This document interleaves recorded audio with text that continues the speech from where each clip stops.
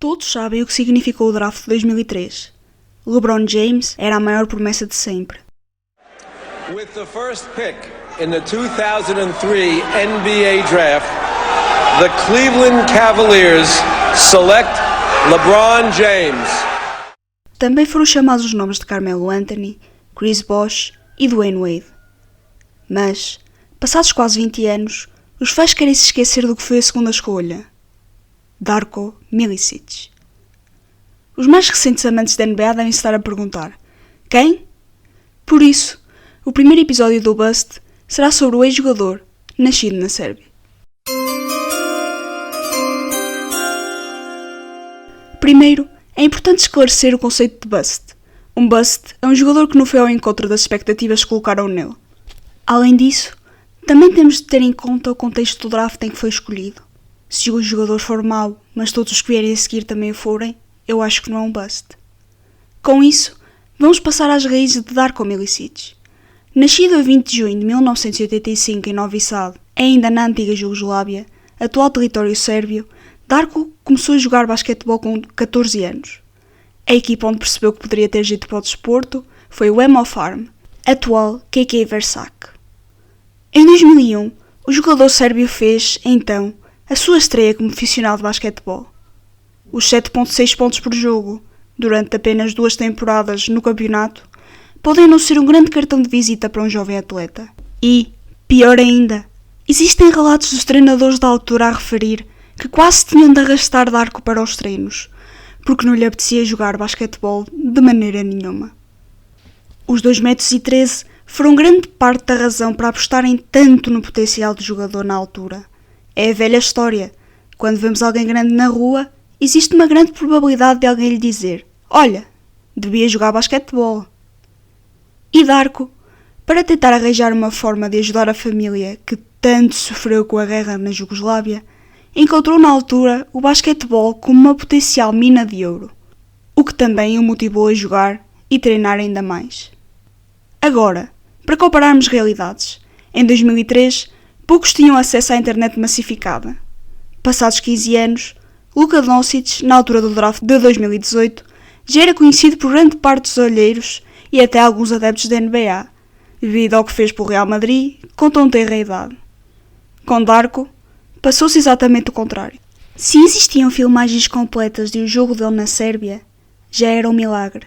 Mesmo assim, muitos repórteres começaram a escrever contos de fadas com o pouco que viam. O scout dos Detroit Pistons e Chad Ford, um escritor da ESPN, estavam a tentar encontrar a nova coqueluche do basquetebol europeu. Uniram forças, foram ao oeste da Europa e, por acaso, viram Darko Milicic. Vou citar alguns dos pontos fortes que carimbaram, meses depois, no jogador. É preciso levá-lo a sério. Darko Milicic é the next big thing. Ele sabe driblar, trata bem a bola e sabe lançar da linha 3 pontos da NBA e ainda sabe jogar de costas para o cesto.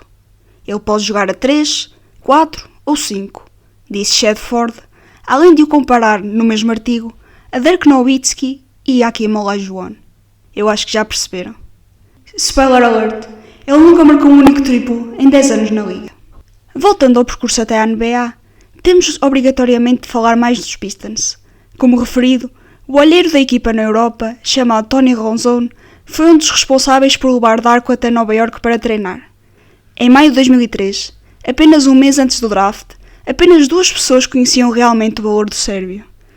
Tudo, por coincidência ou não, bateu com o facto de os Pistons estarem na cidade que nunca dorme para defrontar os New Jersey Nets nas finais da Conferência Este desse ano. Para sorte ou azar, Darko fez o que para os responsáveis de Detroit foi o melhor treino que já viram um talento realizar. Joe Dumars, um dos melhores jogadores da história dos Pistons e na altura o chefe executivo do franchise, nunca escondeu em entrevistas pré-draft o quanto apreciava os talentos do jovem sérvio. You can end the suspense now. Darko Milicic ring a bell to you? I've heard of him, and he or Carmelo Anthony would look good in a Piston uniform. I'm going to be politically correct here, and either one of them would do well with us. It's Darko, folks. Back to you.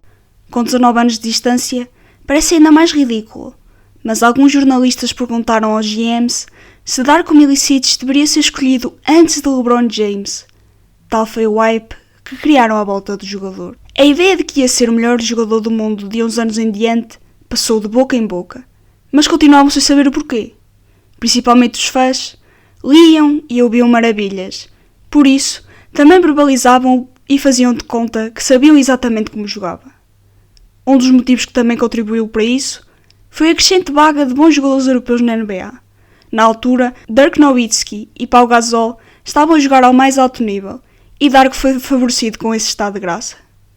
Por isso, no dia 26 de junho de 2003, David Stern leu do papel: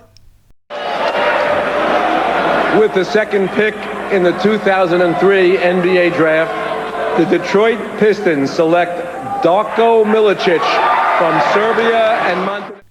E o mundo conheceu realmente o valor de Darko Milicic. Tudo parece ter sido feito para não ajudar o desenvolvimento do sérbio. Foi escolhido por uma equipa que estava a lutar pelo título e por isso não jogou muitos minutos, nem muitos jogos. Tapado por lendas como Rashid e Ben Wallace, jogou apenas 34 partidas, com uma média de apenas 5 minutos por jogo e, claro, 1.4 pontos. Continua, ainda assim, a deter o recorde de jogador mais novo a levantar o troféu da NBA aos 18 anos e 361 dias. Primeiro com LeBron James, Carmelo Anthony, que continua sem nenhum título, Dwayne Wade e Chris Bosh. Isso ninguém lhe tira. Isso e os 0.1 pontos nos playoffs de 2004. Mas ninguém quer saber. Não vamos estragar esta narrativa. Entretanto, Darko estava a jogar pouquíssimo e começou a causar muitos problemas fora do campo. Achava que era o melhor jogador da equipa e não aceitava quaisquer conselhos de colegas, muito mais experientes e superiores a ele. I thought I'm the one, I'm the one, that's it, I have to play, I have to be the, one of the best in the league, I have to be all-star, I don't have to work, come drunk to the practice, trying to be a bad boy and stuff, and all the things that I did to me.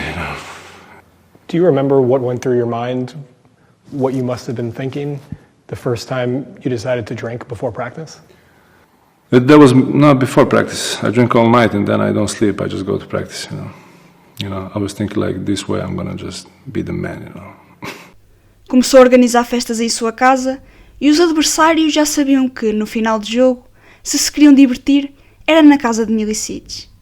A fama de festeiro não ajudou nada para a tentativa de ter mais minutos e, entretanto, os Pistons acabaram por desistir da segunda escolha do draft de 2003 e trocaram-no para os Orlando Magic.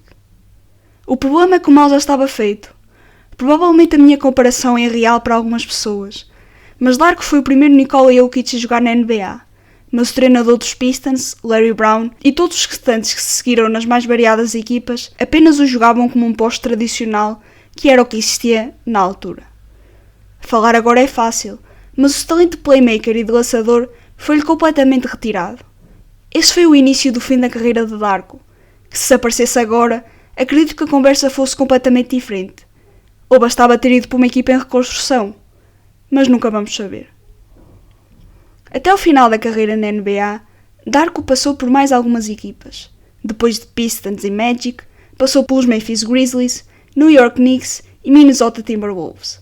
Não foi horrível, principalmente em Orlando e Minnesota, e até foi conseguindo alguns contratos longos, mas existiu sempre o problema da pouca vontade de jogar. Aos 27 anos e após um jogo pelos Boston Celtics, que ainda achavam que poderiam retirar mais algum talento sérbio, Darko Milicic decidiu abandonar a NBA. Chegou ao fim sem vontade alguma de jogar basquetebol, algo que sempre o acompanhou ao longo da carreira. Quando voltou à Sérvia, dedicou-se ao negócio das maçãs e cerejas e ainda fez uma partida profissional de kickboxing. A infância não foi nada fácil, com um bombardeamento perto da sua casa e com a percepção de que tinha perdido o pai. Mas depois, percebeu-se que foi um erro do noticiário local. A infância de Darko dava um filme. Agora, vive feliz e sem qualquer pressão. Teve culpa em não se conseguir tornar, pelo menos, um jogador de bom nível na NBA, mas só mais tarde se percebeu que precisava de mais apoio para isso. Tal como muitos, Darko Milicic apareceu no momento errado da história. Darko Milicic terminou a carreira com apenas 27 anos e as médias, em 468 partidas da NBA, distribuídas por 11 anos na liga, foram de 6 pontos, 4.2 ressaltos, 0.9 assistências e ainda 1.3 desarmes de lançamento. Apesar disso, ainda conseguiu encher os bolsos com alguns contratos milionários, incluindo um de 20 milhões de dólares em 3 anos, oferecido pelos Memphis Grizzlies, e, mais tarde, mais 20 milhões em 4 anos, pelos Minnesota Timberwolves. A mentalidade que não demonstrou durante a sua carreira parece que a guardou para os momentos fora das luzes da ribalta. Viver com o selo de bust não é fácil, mas Darko não parece nada incomodado com isso. No final das contas, ele não era um mau jogador, apenas não queria saber.